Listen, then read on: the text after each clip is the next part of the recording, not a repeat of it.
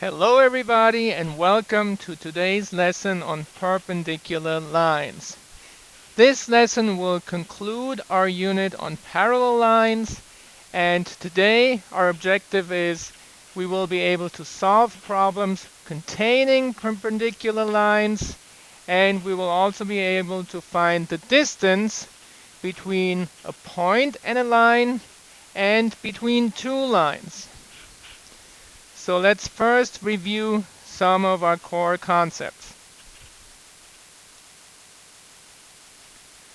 Perpendicular lines are lines that intersect at a right angle.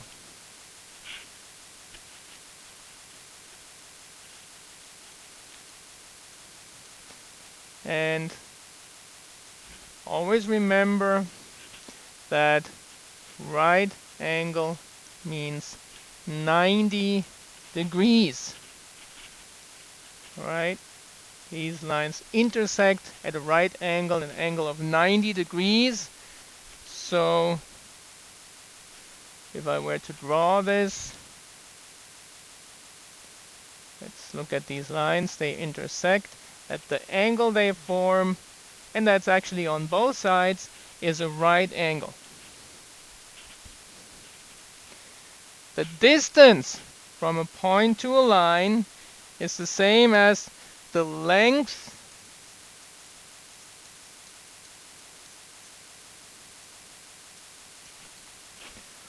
of the perpendicular. Remember that symbol we use for perpendicular? The perpendicular segment connecting the point and the line. Why is it the perpendicular segment? Well, let's look at a line.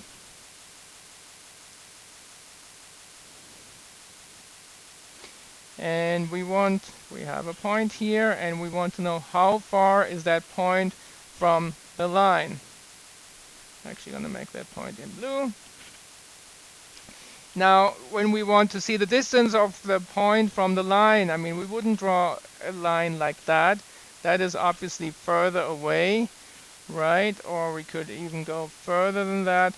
That doesn't make any sense. We want to know the closest, the shortest distance like this, and that just happens to be a perpendicular segment.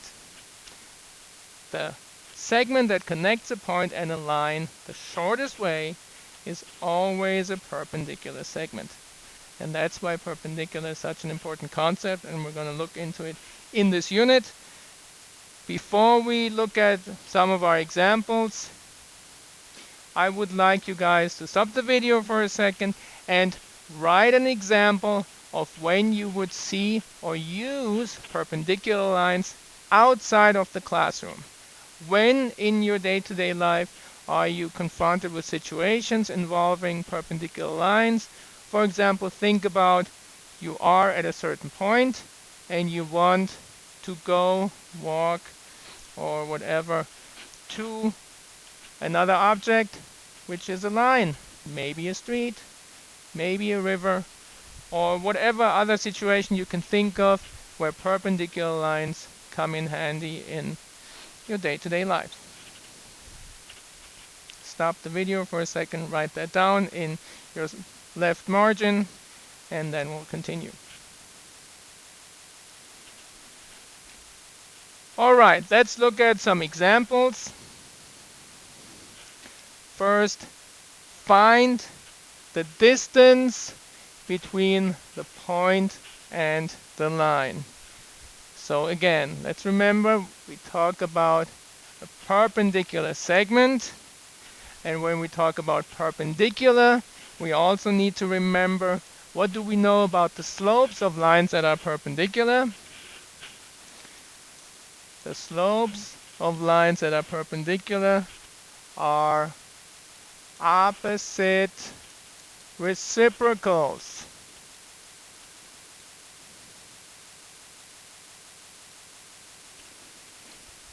Opposite reciprocals. So we have our line right here. So let's first figure out what is the slope of the line we have. Just pick any 2 points. For example, these two. And now we're going to count how many steps do we have to go up from one point to the next. I'm going up 2 steps and 1 to the right. That means the slope of our line, m, is equal to 2 over 1, or we could also say 2. So what would be the slope of a perpendicular line, of any perpendicular line to this line we have? It would be the opposite reciprocal. We have to do 2 things. First, we make the positive a negative. That's what opposite means. And then we flip the fraction because we need the reciprocal. In other words, the slope of our perpendicular line is negative 1/2. Negative 1/2. So now we need a line with a slope of negative 1/2, which connects our point to the given line. And remember, negative 1/2 means we go down 1 step and 2 over. That will give us another point. Now we actually want to go a little bit more to the left. So we have to go the opposite way. We have to go up 1, 2 to the left, up 1, 2 to the left. And here we have enough points which will connect our original point with the line. I'm going to draw the segment that connects these two right here. That segment, and that looks pretty perpendicular to me. What do you think? Now we need to find the distance between the point and the line, or in other words, the length of the segment. Remember, distance and length, they belong together. And yes, in order to find that length, we do need the distance formula, or if we are lucky, we go ahead and we use the Pythagorean theorem, which already uses the length of the 2 legs of a right triangle. And as you can see here, our segment and these 2 dotted lines, they make a right triangle. So let's go ahead, and here we have to just count out the length of the 2 legs rather than using the coordinates of the points as we do in the distance formula. So whenever you have a coordinate plane given, don't go all the way trying to find the coordinates and using the distance formula. Go right ahead and use the Pythagorean theorem. Does the same thing, gives you the same answer. So I'm going to count the length of this leg, which is 1, 2, 3, 4, and the length of this leg, which is 1, 2, and we know that the length of our hypotenuse, which is essentially the segment that we're looking for, is the square root of 4 squared plus 2 squared. In other words, the square root of 16 plus 4. And this is the square root of 20. Now 20 is a number that we can simplify, so we can simplify our square root. Notice that in the question it didn't give you any specifications and didn't ask you to show the answer in a specific way. So we're going to do both here. We're going to simplify our radical because the square root of 20 is the square root of 4 times 5, which gives us 2 times the square root of 5. And 2 times the square root of 5, if you were to punch it into your calculator, will give you a number of approximately 4.47. There goes your answer for the length of the segment. And the length of the segment is the same as the distance between the point and the line. Length and distance. You will keep hearing me say that over and over again. All right, let's move on to our next example. find the distance between the two lines this time. Now, to find the distance between two lines, the lines have to be parallel. Why? Well, because if they weren't parallel, then there wouldn't be just one distance, right? Actually, at some point, they would actually intersect. There the distance is 0. And then from that point on, the distance between the two lines would get further and further and further until it actually ultimately is infinity. So that makes no sense. We can't calculate that. So that really only works if two lines are parallel. And we are connecting those two lines again with using a segment. And that is perpendicular. So again, the concept we're using here is perpendicular. And I'm going to write it down one more time. The slopes of two perpendicular lines are, I can hear you say it to yourself, opposite reciprocals. Very good.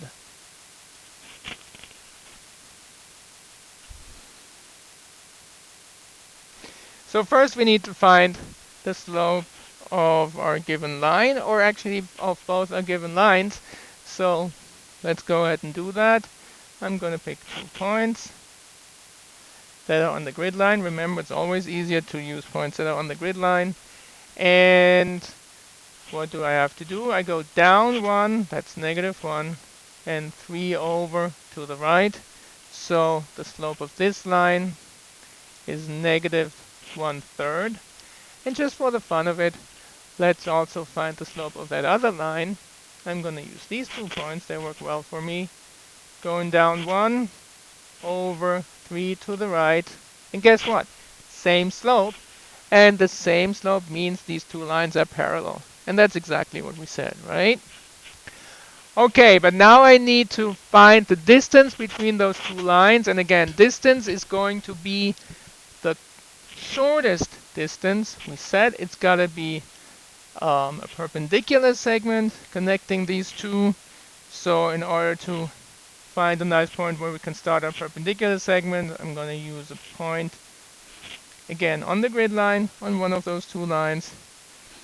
And so this segment, being part of a line that connects these two, is going to have a slope which is perpendicular to the slope of these two lines. I'm sorry, the segment is perpendicular. The slope are opposite reciprocals. And again, opposite reciprocals means this time the negative becomes a positive.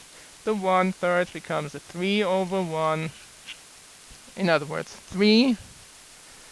So let's find the line going from that point that we marked with a slope of 3. 3 means 3 steps up, 1 to the right. And here is another point.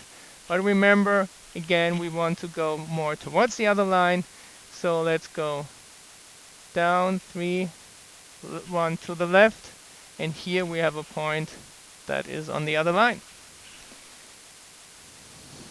The segment that connects these two lines is here, shown again in pink. Don't you just love pink? Let's find the length of the segment, which is the same as the distance between the two lines.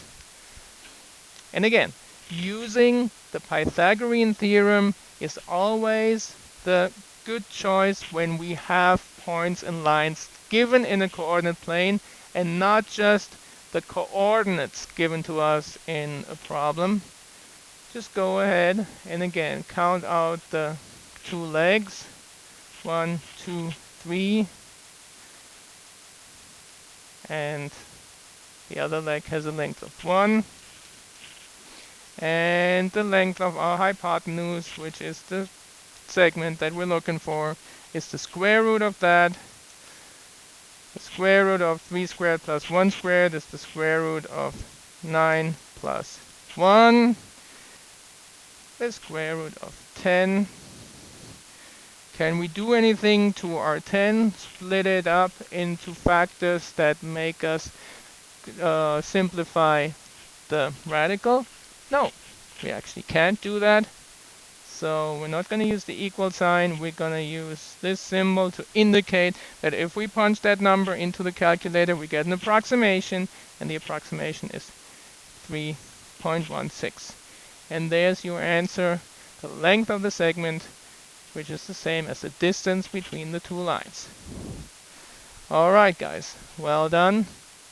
Let's move on. So to finish off today's lesson, we will review constructing a line perpendicular to a given line through a point not on the line. This is a review. We have done this before, but as we are talking about perpendicular lines right now, this is a good point to review these. So remember, we begin with a line K. The line K is given to us here, and we have a point R, and R is not on the line. So remember, and we talked about this, we cannot bisect or a line. So when we do a perpendicular, we actually end up doing the bisector of a segment. So first we need to turn that line into a segment. In other words, we're going to cut off the two ends. The way we do this is we take our compass, and remember, we always start at the point that is off the line. We start here, we put the needle of our compass, the center of our compass right on that point, and now we're going to draw an arc that crosses this line in two places. And remember, I showed you one good thing to do is to just now cross out all those parts that we have there, because we don't need them anymore. We have these two intersection points, and in this example they're called X and Y. And those two intersection points, intersection between the arcs and the line, those are the endpoints of our segment. We now have a segment that goes from X to Y, and that segment we will bisect. So in order to bisect that segment, remember, we are going to draw arcs with the same length or the same radius from those two endpoints. I'm going to use those that you already see here. So from X, I'm going to draw my arc. And now, without changing the compass radius, we move our compass to the point Y, and we draw an arc from Y. We start a little over here, and here is the other arc. And those two arcs intersect. And this intersection point, we're now going to connect with R, the intersection point, and the name is B in this example. We're going to connect with our point R.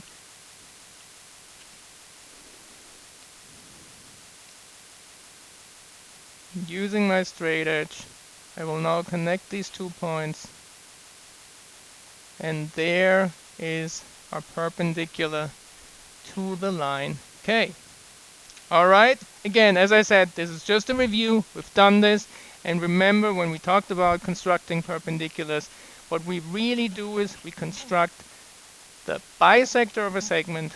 So remember, first that line needs to be turned into a segment, cut off the two ends, then construct the bisector of the segment. This is review, so we've done this before. And that's it for today, and I will see you in class.